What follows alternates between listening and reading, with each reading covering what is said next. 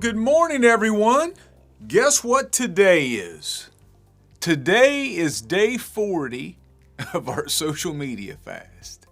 And I pray that it has been a joy for you and not a hindrance to you. I pray that you've been uplifted and encouraged and energized. Happy Tuesday, March 26th. It's a great day. Guess what else? Tomorrow, we get to start the production of The Journey. So make sure you come out for that Wednesday, Thursday, or Friday.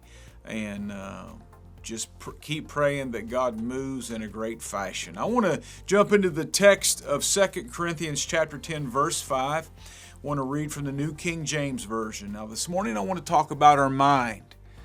The mind is a strong thing, and we have to learn how to deal with it. And I really believe that if we learn how to deal with our mind, we'll be able to walk in a great fashion. It says, verse 5, casting down arguments and every high thing that exalts itself against the knowledge of God, bring every thought into the captivity to the obedience of Christ.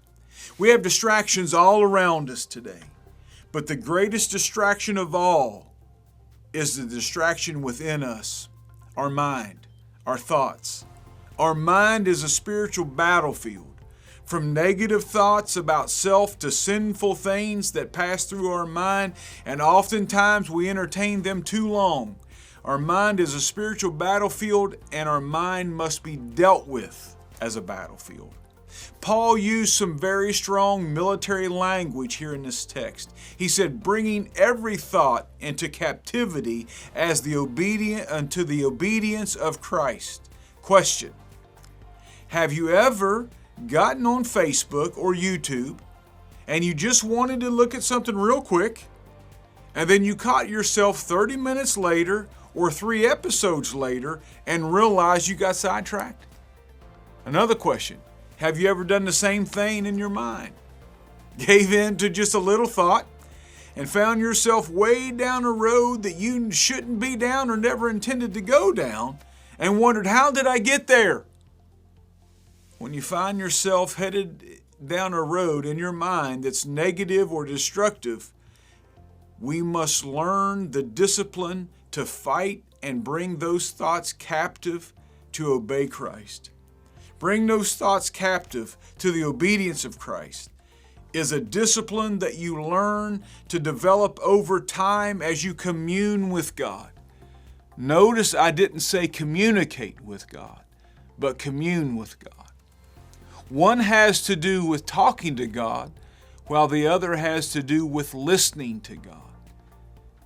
If you will be willing to develop this discipline, you'll be able to hear God's whisper over the screaming of so many distractions and the lies of the enemy. It's quieting ourselves and being able to listen to God, not just speak to God. The mind that God gave us is a powerful tool, and it either works for us or it works against us. And God has charged us with the authority and the responsibility over this great tool.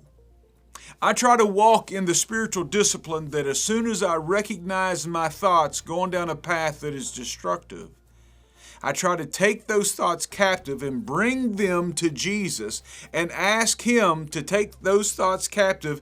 And it's amazing that when I catch myself in that discipline to bring them to Jesus, it's amazing the peace that follows. Now, I'm going to be honest with you. Sometimes our mind can be very stubborn or sometimes even rebellious. When they keep wanting to go down that same path. I'll take them captive, and it seems like they'll head back down that same path, and I have to keep taking them captive until they finally submit to the one that's inside of me. God will help us to destroy those destructive thoughts, but we must bring them to Him and ask Him to take them captive and allow our mind to rest upon Him. It might take some time to develop that discipline, but you can do it. And it is a great tool to use against the enemy that's trying to destroy us, sometimes from the inside out. I pray that the peace of God will rule your hearts and your mind this day. I pray that you've had a great 40-day fast. I pray that God's spoken to you. I pray that you've communed with God. And I pray that God will bless you beyond measure. I sure love and appreciate each and every one of you. May God bless you. I'll see you real soon.